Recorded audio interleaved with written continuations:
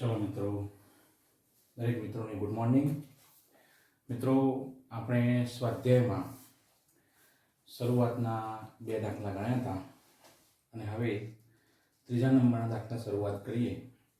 રકમમાં ધ્યાન આપજો।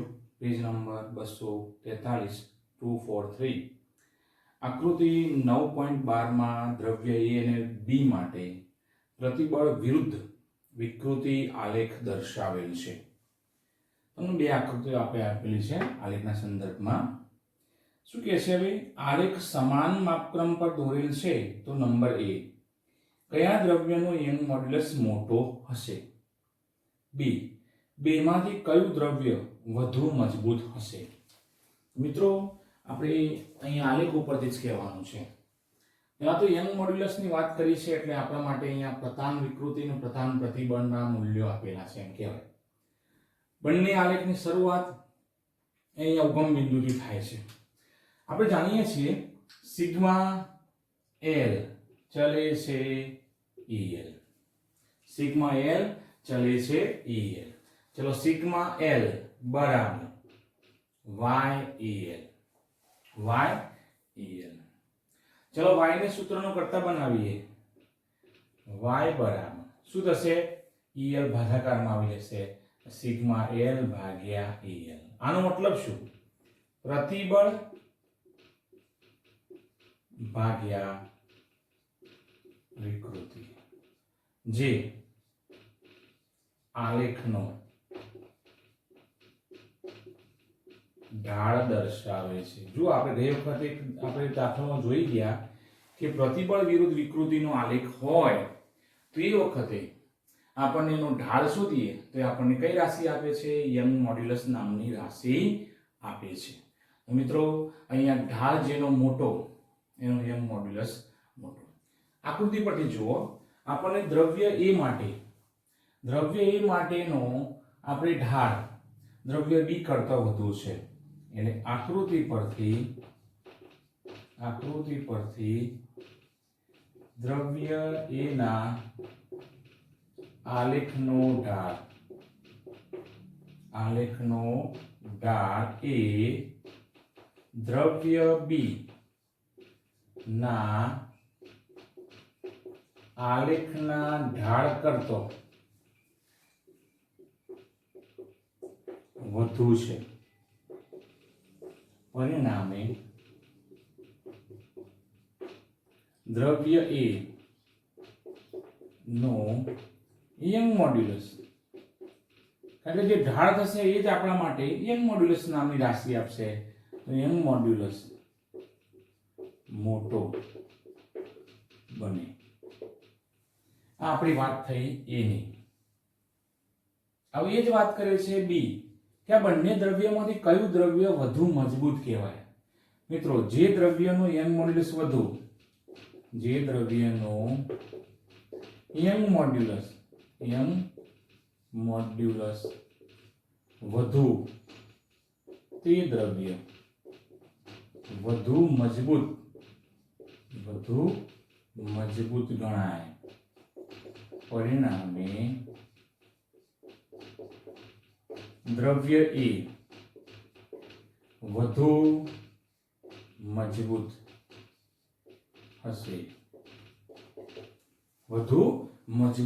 હશે એવું આપણે કહી શકીએ યંગ મોડ્યુલસના મૂલ્ય ઉપરથી। ચલો મિત્રો, સ્વાધ્યાયનો 9.4, નીચે આપેલ વિધાનો કાળજીપૂર્વક વાંચી કારણ સહિત તે સાચા છે કે ખોટા તે જણાવો। મિત્રો, આપણને એ તરીકે કીધું છે રબરનો યંગ મોડ્યુલસ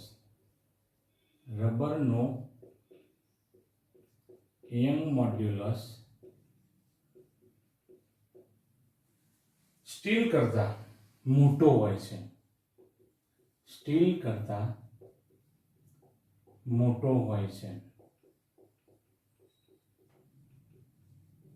જોઈએ, આપણે અહીંયા લખીશું આ વિધાન આપણને ખબર નથી કે તે હાલ, પણ ખાલી જગ્યા પૂરી દઈએ આપણે, બરોબર?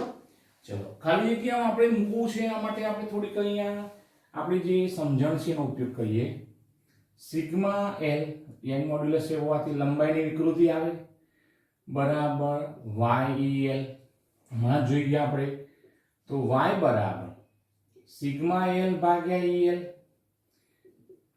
એનો મતલબ શું? પ્રતિબળ ભાગ્યા વિકૃતિ. પ્રતિબળ ભાગ્યા વિકૃતિ. મિત્રો સમાન પ્રતિબળ લગાડ્યું છે. સમાન પ્રતિબળ હોવાથી યંગ મોડ્યુલસ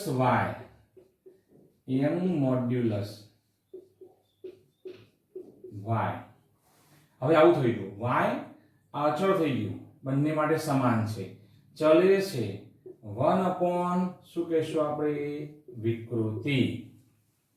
જેમ વિકૃતિ વધુ વ્યસ્ત પ્રમાણ છે તેમ યંગ મોડ્યુલસ ઓછું, જેમ વિકૃતિ ઓછી તેમ યંગ મોડ્યુલસ વધુ.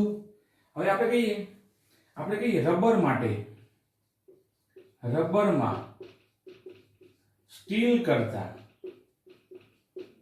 વિકૃતિનું પ્રમાણ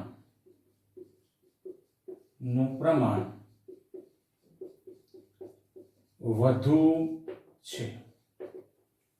તમે રબરને આમ ખેંચો, વધુ લંબાઈ સુધી આમ ખેંચો એને, તો એનામાં વિકૃતિનું પ્રમાણ વધુ આવે છે સ્ટીલની સાપેક્ષમાં, અને પરિણામે એનું વિકૃતિનું મૂલ્ય મોટું હોવાથી તેથી રબર નો યંગ મોડ્યુલસ કેવું બને ભાઈ? નાનો બને છે. કારણ શું આવે? ઊંધું બોલવું પડે. તેથી આપણે સ્ટીલનો યંગ મોડ્યુલસ રબર કરતો મોટો હોય છે.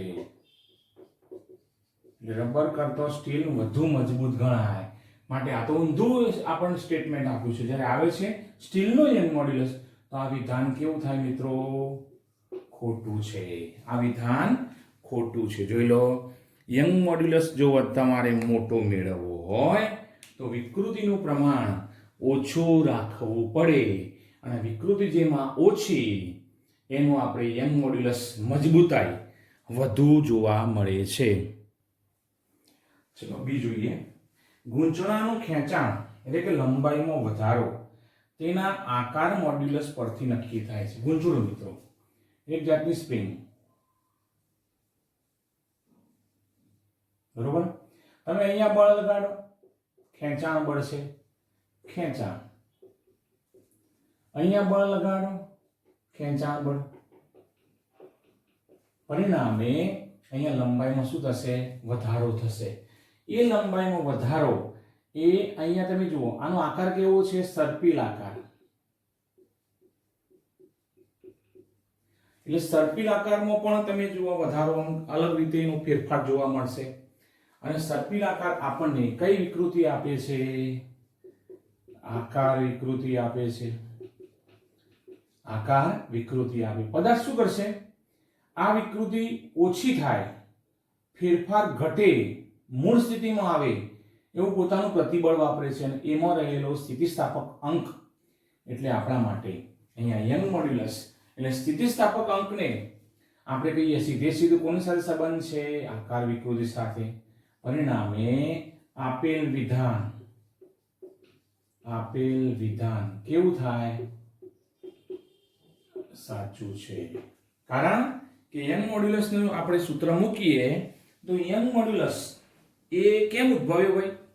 તો એની પાછળનું કારણ કે તમે અહીંયા ખેંચાણ બળ લગાડ્યું, પરિણામે લંબાઈમાં અને તેના સર્પિલ આકારમાં એ ફેરફાર થયો, એટલે આકાર વિકૃતિ ઉદ્ભવી, અને એના વિરુદ્ધમાં આપણને પેલો આકાર પ્રતિબળ અને પરિણામે પેલો સ્થિતિસ્થાપક અંક મળ્યો.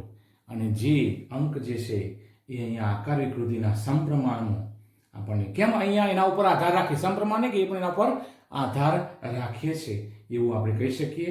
એટલે તેના આકાર મોડ્યુલસ એટલે કે સ્થિતિસ્થાપક અંક ઉપરથી આપણે અહીંયા નક્કી કરી શકીએ છીએ. તો અહીંયા બી વિધાન જે છે ગૂંચળાનું ખેંચાણ તેના આકાર મોડ્યુલસ પરથી નક્કી થાય છે. વિધાન સાચું છે. ચલો મિત્રો, સ્વાધ્યાયનો દાખલા નંબર 9.5. 0.25 સેન્ટીમીટર વ્યાસ ધરાવતા બે તાર પૈકી એક સ્ટીલનો અને બીજો પિત્તળનો બનેલો છે. આકૃતિ મુજબ તેમને ભારિત કરેલા છે. ભારિત એનો મતલબ તેને આપણે બોજ આપ્યો, નીચે આપણે વજન લટકાવ્યું. ભારવિહીન અવસ્થામાં સ્ટીલના તારની લંબાઈ એટલે મૂળ લંબાઈ કહેવાય 1.5 મીટર અને પિત્તળના તારની લંબાઈ 1 મીટર છે. સ્ટીલ અને પિત્તળના તારમાં લંબાઈમાં થતા વધારાની ગણતરી કરો. મિત્રો, વાય સ્ટીલ અને વાય પિત્તળ આપણે અહીંયા પેલા કોઠામાંથી આપણે મૂકી દઈએ છીએ. ચલો, પહેલું તો જુઓ, બંને માટે વ્યાસ સરખો છે. વ્યાસ d બરાબર કેટલું આપ્યું છે? 0.25 સેન્ટીમીટર. એને આપણે મીટરમાં ફેરવીએ, કારણ કે અહીંયા બધા મીટરમાં એકમ આપ્યા છે. તો ચલો, 0.25 ગુણ્યા 10⁻² મીટર. તો ત્રિજ્યા શું થશે? ત્રિજ્યા RS કહું, સ્ટીલના તારની ત્રિજ્યા, અથવા RP કહું, આપણા માટે પિત્તળ, RP પિત્તળ કહીશું. R સ્ટીલ અને R પિત્તળ બરાબર, ચલો કેટલું થશે? 0.25 ગુણ્યા 10 અહીંયા R જ રાખીએ આપણે, બંનેમાં કોમન છે એટલે ખાસ બદલાવાનું નથી. ગુણ્યા 10⁻² મીટર ભાગ્યા 2. વ્યાસ ભાગ્યા 2. વ્યાસ કેટલો છે? 0.25 ગુણ્યા 10⁻², એના ભાગ્યા 2 એટલે આપણા માટે 0.125 ગુણ્યા 10⁻² મીટર. ચલો, હવે આપણે થોડાક અહીંયા અલગ ભાગ પાડવા પડશે. સ્ટીલ માટે મૂલ્ય જોઈએ. ત્રિજ્યા તો બંનેમાં કોમન છે. હવે લંબાઈ આપી છે, જુઓ, સ્ટીલની લંબાઈ LS મૂળ લંબાઈ કહેવાય. કેટલું કહીશું? 1.5 મીટર. 1.5 મીટર. ચલો, એનો આપણી પાસે યંગ મોડ્યુલસ છે YS બરાબર 2 ગુણ્યા 10⁻11 મીટર, સોરી, ન્યૂટન પર મીટર સ્ક્વેર અથવા તો પાસ્કલ. પછી તમે જુઓ, આવું નવું આપણને આપ્યું છે પિત્તળ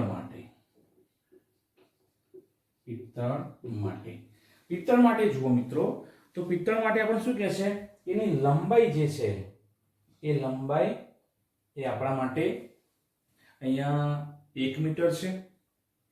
અને એના માટે કહીશું આપણે LB બરાબર, ચલો, પિત્તળ માટેની લંબાઈ કેટલી છે? 1 મીટર. એનો યંગ મોડ્યુલસ Y પિત્તળ બરાબર 9.1 ગુણ્યા 10⁻10 ન્યૂટન પર મીટર સ્ક્વેર. અહીંયા ડેલ્ટા LS શોધવું છે, લંબાઈમાં થતો વધારો. અહીંયા ડેલ્ટા LB બ્રાસ કહીશું. B એટલે શું ભાઈ? પિત્તળ માટે બ્રાસ. એનું આપણે મૂલ્ય શોધીએ. તો આપણને અહીં જે શોધવાનું કહ્યું છે, with the help of calculator આપણે પ્રક્રિયા કરીએ. ચાલો, કઈ વિકૃતિ હશે? તો કે લંબાઈની વિકૃતિ માટે યંગ મોડ્યુલસ આવે તો સિગ્મા L ચાલે છે EL. સિગ્મા L બરાબર YEL. ચલો, અહીંયા શું થશે? F/A બરાબર Y ડેલ્ટા L ભાગ્યા L. મિત્રો, લટકાવેલું છે. લટકાવેલું હોય તો શું આવશે? અહીંયા mg, અને અહીંયા મૂકીએ આપણે તો πr² બરાબર y ડેલ્ટા L ભાગ્યા L. આ કોમન સૂત્ર આપણે મૂકીએ છીએ અત્યારે હાલ. ચલો, ડેલ્ટા L ને સૂત્રનો કરતા બનાવો. શું થશે? mgl ભાગ્યા πr², અહીંયા શું થશે? y પાઈ આર સ્ક્વેર વાય. મિત્રો આ વાતથી બંને માટે કોમન સૂત્ર ડેલ્ટા એલ બરાબર mgl ભાગ્યા પાઈ આર સ્ક્વેર વાય. ચલો આપણે હવે સ્ટીલ માટે શોધીએ. સ્ટીલ માટે ચલો ડેલ્ટા એલ સૂત્ર પહેલા બનાવીએ. જ્યાં આપણને સંકેત મૂકવાનો થશે સ્ટીલ માટેનો ત્યાં મૂકીશું. હવે સ્ટીલમાં તમે જુઓ અહીંયા m છે મિત્રો, સ્ટીલનો તાર અહીંયા છે, એને નીચે m1 લટકાવ્યું અને બીજું બાજુ m2 તો લટકાવ્યું છે પાછું. m2 લટકાવ્યું છે એટલે આપણે m ની જગ્યાએ શું મૂકવું પડશે? m1 plus m2 GLS ભાગ્યા પાઈ આર સ્ક્વેર ys. પાઈ આર સ્ક્વેર ys. ખ્યાલ આવી ગયો મિત્રો? અહીંયા સ્ટીલનો જે તાર છે નીચે તો m1 લટકાવ્યું છે અને બીજું હા પિત્તળ માટે તમે એવું કહી શકો પિત્તળના નીચે m1 નથી, પિત્તળ નીચે ફક્ત શું છે m2. તો જ્યારે પિત્તળની વાત કરીશું, બ્રાસની વાત કરીશું એ વખતે આપણે m ની જગ્યાએ શું મૂકીશું? m2 મૂકીશું. ચલો કિંમત મૂકીએ. m1 કેટલું છે? 4. m2 કેટલું? 6. તો 4 વત્તા 6 અને g કેટલો? 9.8 ગુણ્યા ls કેટલું છે આપણા માટે? 1.5 ભાગ્યા 3.14 ગુણ્યા r કેટલો છે? તો કે 0.125 ગુણ્યા 10 ની -2 ઘાત એનો વર્ગ અને ys કેટલો છે? તો 2 ગુણ્યા 10 ની 11 ઘાત. હવે આનો ઉપયોગ કરીએ. ચલો જુઓ 6 વત્તા 4 10 થઈ ગયા, 10 ગુણ્યા 9 98 થયા, 98 ગુણ્યા 1.5 147. ચલો છેદમાં જોઈએ 0.125 નો વર્ગ ગુણ્યા 3.6 ગુણ્યા 2 0.098 125 ગુણ્યા 10 ની. હવે 10 ની જુઓ 10 ની 11 ઘાત છે, 10 ની -4 ઘાત છે. 11 માંથી 4 જોઈએ તો 7 ઘાત રહે. હવે આપણે 147 ભાગ્યા 0.098 125 નો ઉપયોગ આપણને મળે છે મિત્રો 147 ભાગ્યા 0.098 125 1498 ગુણ્યા 10 ની -7 ઘાત. તો હું આવું કહું 1.498 ગુણ્યા 10 ની આપણે આમાં આવ્યા છીએ તો 8 9 ની 10 એટલે અહીંયા ઘાત કેટલી થશે? -10 ઘાત. એકમ શું થશે? મીટર. એકમ શું થશે? મીટર થશે મિત્રો. ચલો હવે આપણે પિત્તળ માટે વાત કરીએ. પિત્તળ માટે ચલો પિત્તળ માટે સૂત્ર આ મૂકીશું, આપણે સંકેત મૂકી દઈએ. ડેલ્ટા LB બ્રાસ બરાબર mg. પણ અહીંયા m કયો આવશે? તો આટલો તાર પિત્તળનો છે, એની નીચે લટકાવેલું દળ કેટલું? માત્ર m2. તો m2 કહીશું GLB બ્રાસ ભાગ્યા પાઈ આર સ્ક્વેર YB. ચલો m એટલે કેટલા? 6. 9.8 G 9.8 LB 1 છે ને LB 1 મીટર પાઈ 3.14. ચલો r નું મૂલ્ય શું છે? તો 0.125 ગુણ્યા 10 ની -2 ઘાત નો વર્ગ ગુણ્યા હવે YB 9.1 ગુણ્યા 10 ની 10 ઘાત આપણા માટે છે. ચલો ઉપરનો ગુણાકાર કરીએ. 6 ગુણ્યા 9.8 58.8. ચલો છેદમાં 0.125 નો વર્ગ કર્યો ગુણ્યા 3.14 ગુણ્યા 9.1 આ જવાબ મળે છે 0.446 ગુણ્યા 10 ની ચલો અહીં 10 ની -4 ઘાત થાય અહીંયા 10 ઘાત છે 10 માંથી -4 ઘાત જાય તો કેટલી રહે 6 ઘાત 10 ની 6 ચલો 58.8 ભાગ્યા 0.446 તો 131.8 ગુણ્યા 10 ની -6 ઘાત હું આવું કહું 1.318 ગુણ્યા 10 ની કેવી હોય તો તમે આ બાજુ આવો છો અહીંયા આપણે ભૂલ થયો કારણ કે આપણે 3 એકમ આવીએ તો અહીંયા 3 એકમ બાદ થશે એટલે અહીં કેટલા થશે 4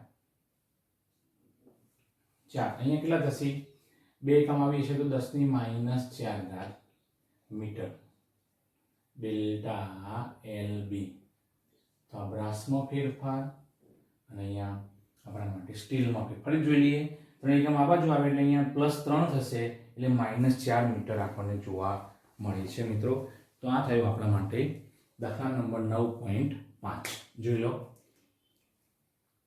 આપણે ખાસ તો અહીંયા જોવાનું છે તમે આ m તરીકે કોને લેશો જો સ્ટીલ માટે લેવાનું હોય તો સ્ટીલના નીચે 2 દળ લટકાવ્યા છે સ્ટીલનો તો આટલું જ છે m1 લટકાવ્યું કહેવાય અને m2 લટકાવ્યું કહેવાય તો સ્ટીલ માટે આપણે m1 + m2 લેવું પડે m તરીકે જ્યારે પિત્તળ માટે ફક્ત એક જ દળ લટકાવ્યું છે પેલું તો એના ઉપર આધાર તરીકે થઈ જાય તો આ દળ એના માટે m તરીકે લેવાનું થશે બસ આટલો જ ફેરફાર આપણે બંનેમાં આપણે જોઈ શકીએ છીએ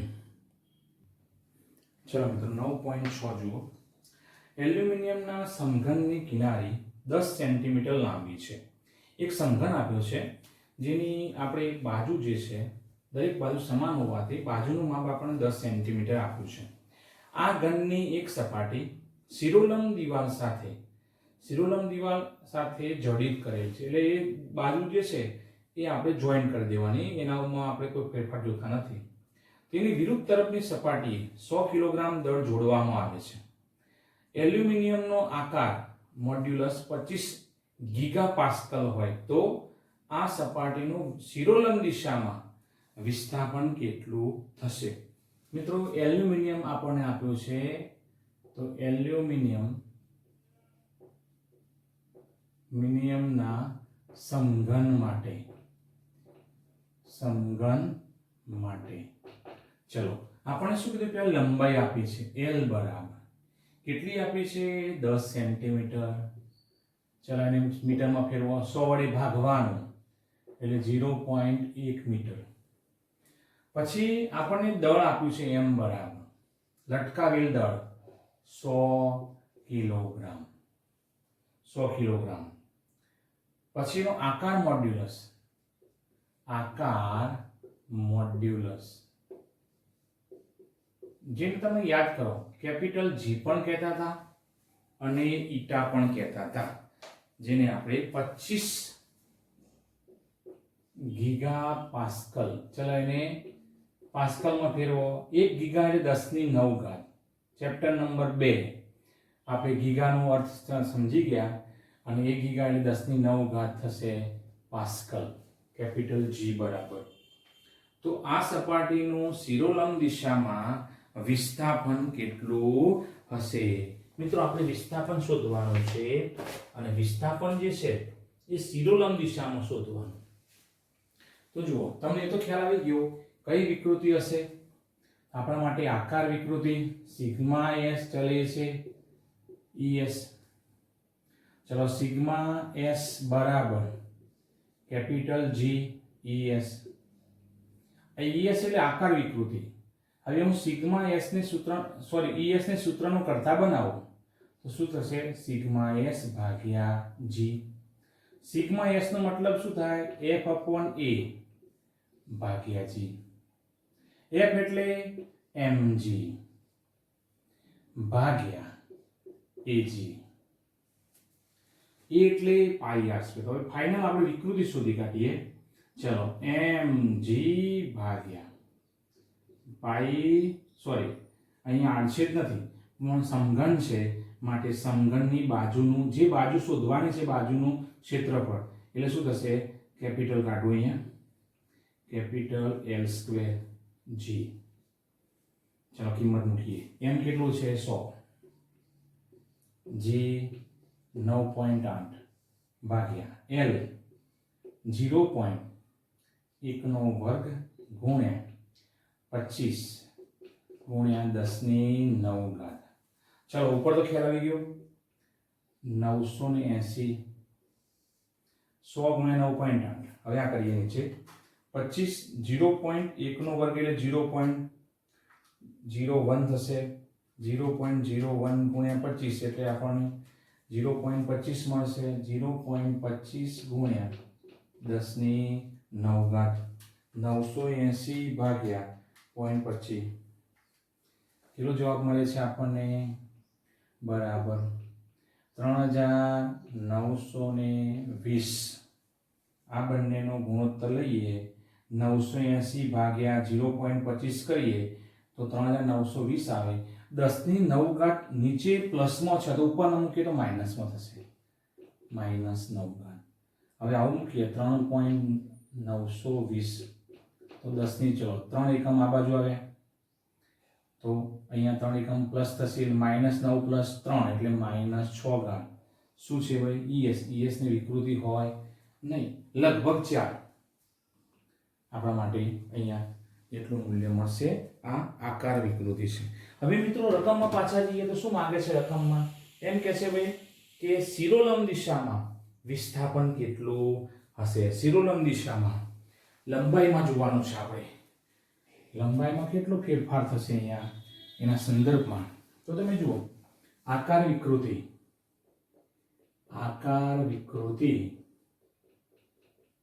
ચલો ES બરાબર અહીંયા આપણે એવું મૂકી દઉં ગઈ વખતે ડેલ્ટા x ભાગ્યા L યાદ કરો ડેલ્ટા x ભાગ્યા L ચલો ડેલ્ટા x ને સૂત્રનો કરતા બનાવો તો L ઇન્ટુ શું થશે ES L આને લેટરલ વિકૃતિ પણ કહેવાય લંબાઈમાં શું ફેરફાર થયો લેટરલ વિકૃતિ કહેશું ચલો લંબાઈ કેટલી છે 0.1 ગુણ્યા 3.9 120 ગુણ્યા 10 - 6 ઘાત એક પોઈન્ટ આ બાજુ આવશે 0.920 એટલે ગુણ્યા 10 - 6 ઘાત હું 3.9 કરું તો 10 - 7 ઘાત થશે એટલે આપણા માટે કેવી થશે 4 લગભગ ગુણ્યા 10 - 7 ઘાત એકમ શું આવે મિત્રો મીટરમાં ફેરફાર થયો છે માટે આપણને મીટરમાં છે સેન્ટીમીટરમાં ફેરવવું હોય તો તમે આને સેન્ટીમીટરમાં ફેરવો સેન્ટીમીટરમાં શું થશે 4 ગુણ્યા 1 મીટર એટલે કેટલી ઘાત 10 ઘાત 4 ગુણ્યા 10 - 5 ઘાત સેન્ટીમીટર 4 ગુણ્યા 10 - 5 ઘાત સેન્ટીમીટર થાય આને કહીશું આપણે લેટરલ વિકૃતિ પણ કહેવાય અથવા તો લંબાઈમાં થતો ફેરફાર જે ડેલ્ટા x તરીકે આપણે સૂત્રમાં પણ લીધો હતો તો એ ડેલ્ટા x નું મૂલ્ય મળ્યું તો શિરોલંબ દિશામાં કેટલું વિસ્થાપન થયું 4 ગુણ્યા 10 - 5 ઘાત ચલો મિત્રો 9.7 નરમ સ્ટીલમાંથી બનાવેલા 4 પોલા અને સમાન નળાકાર વડે 50,000 કિલોગ્રામ દળવાળા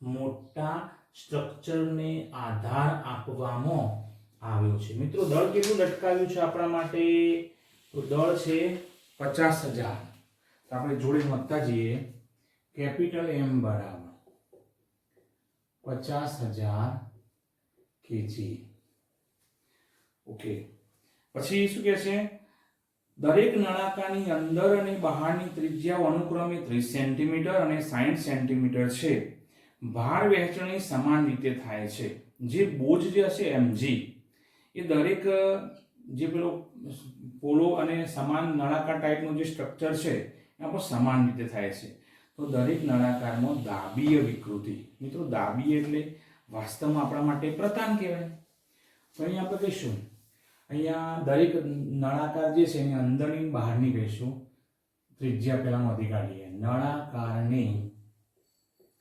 અંદરની ત્રિજ્યા R1 બરાબર કેટલી આપી છે આપણને? અંદરની ત્રિજ્યા 30 સેન્ટીમીટર. ચલો મીટરમાં ફેરવો તો 100 વડે ભાગવાનું 0.3 મીટર. ચલો નળાકારની બહારની ત્રિજ્યા R2 બરાબર 60 સેન્ટીમીટર એટલે 0.6 મીટર.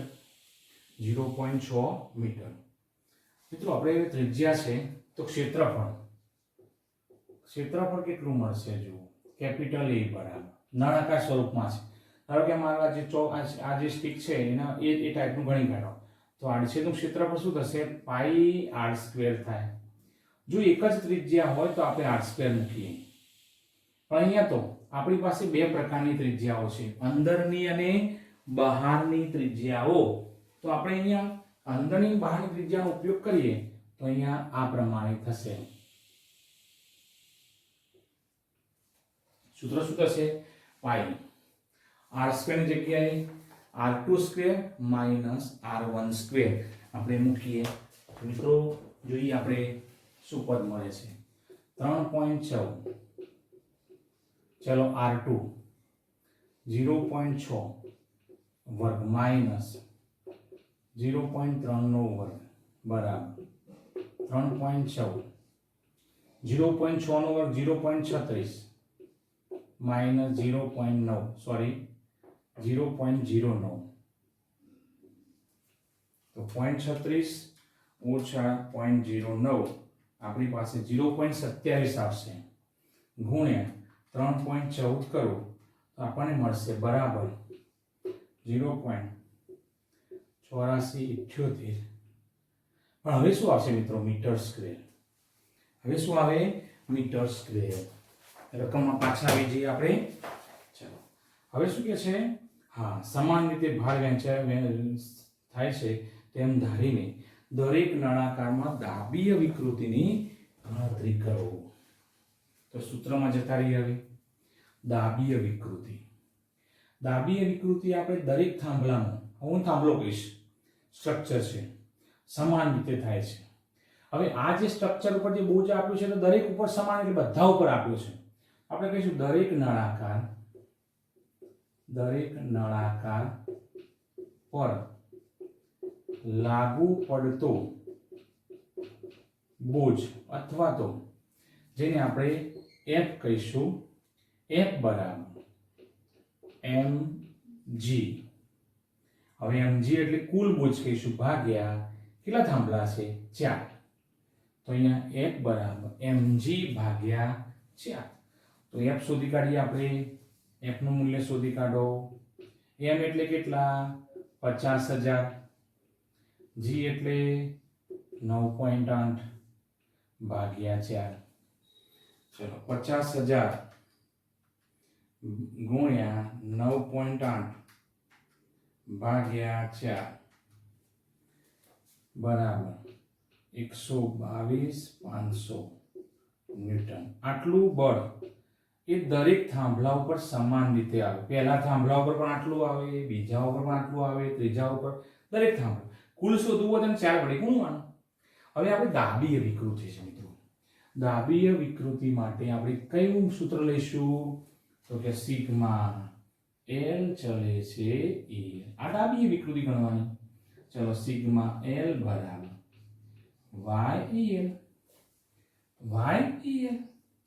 ચલો સિગ્મા L તમને ખબર છે, સિગ્મા L એટલે F/A બરાબર y અને દાબીય વિકૃતિ. આપણે એમને એમ શું દાબીય વિકૃતિ શોધવાની છે. તેથી દાબીય વિકૃતિ EL બરાબર શું થશે? F/AY.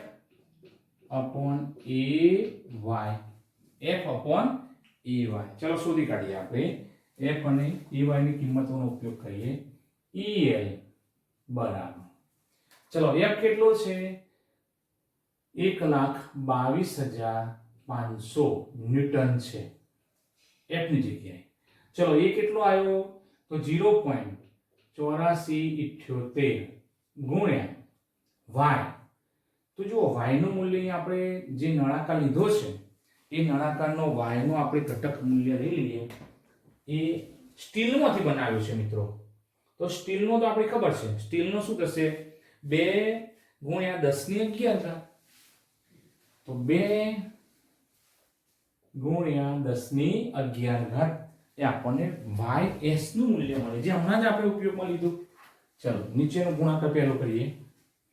0.8478 ગુણ્યા 2. 1 પોઈન્ટ આપણા માટે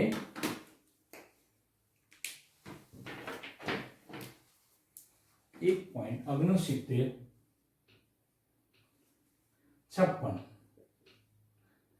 1.6956 ગુણ્યા 10⁻11.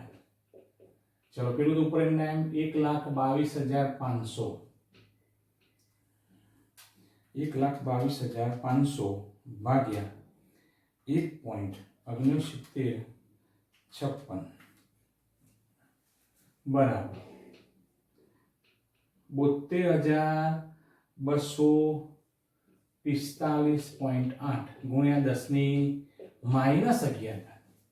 ચલો અહીંયા આવું છે 1 2 3 ને 4, તો અહીંયા +4 કરો 7.22 ગુણ્યા 10⁻7 -11 +4. અહીંથી આપણે 1 2 3 ને 4 અહીં ઉમેરીને +4 કરો તો -7. અહીંયા આકાર વિકૃતિને એકમ હોતો નથી. તો દાબીય વિકૃતિ કેટલી આવી મિત્રો આપણા માટે? તો અહીંયા 7.22 ગુણ્યા 10⁻7. આ તો એક જ નળાકાર.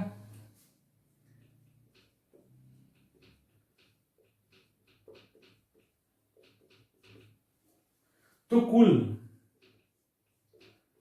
દાબીય વિકૃતિ શોધવી હોય EL બરાબર તો શું કરવું પડશે? 4 ગુણ્યા આ દરેક થાંભલા, દરેક નળાકાર માટે દાબીય વિકૃતિ 4 ગુણ્યા 7.22 ગુણ્યા 10⁻7. તો 7.22 ગુણ્યા 4 28.88 10⁻7. 2.888 કહું તો 10⁻6 આ પ્રકારે મળશે મિત્રો. તો આ થયો દાખલા નંબર 9.7. જોઈ લો. ચલો હવે 9.8 જુઓ મિત્રો. 15.2 મિલીમીટર ગુણ્યા 19.1 મિલીમીટર લંબચોરસ આડછેદનું ક્ષેત્રફળ ધરાવતા તાંબાના એક ટુકડાને 44,500 ન્યૂટન બળના તણાવ વડે ખેંચવામાં આવે છે, જેથી માત્ર સ્થિતિસ્થાપક વિરૂપણ ઉદ્ભવે છે. તો ઉદ્ભવતી વિકૃતિની ગણતરી કરો. આપણને બોજ આપ્યો છે 44,500 ન્યૂટન. ચલો મિત્રો જે મૂલ્ય આપણે નોંધીએ. આપણે પેલું ક્ષેત્રફળ આપ્યું છે. ક્ષેત્રફળ બરાબર શું આપ્યું છે? 15.2 મિલીમીટર ગુણ્યા 19.1 મિલીમીટર. હવે તમને ખબર છે મીટરમાં ફેરવવું હોય તો 1 મિલીમીટર બરાબર કેટલા મીટર? 10⁻3. એટલે 15.2 ગુણ્યા 10⁻3 મીટર. મિલીમીટર જગ્યાએ મૂક્યું આટલું ગુણ્યા 19.1 ગુણ્યા 10⁻3 મીટર. ચલો હવે આપણે કેલ્ક્યુલેટર મદદથી ગુણાકાર લાવી દઈએ. 15.2 ગુણ્યા 19.1 290 ગુણ્યા 0.32 ગુણ્યા 10⁻6. ગુણાકારમાં આપણે પદ આપેલું છે આધાર 10 સરખો હોય તો ઘાતાંકોનો સરવાળો થાય એટલે આટલું આપણને શું મળશે ક્ષેત્રફળ. પછી બળ શું કીધું છે જે મહત્તમ બળ છે એ આપણને લગાડવાનું કીધું છે કેટલું 44200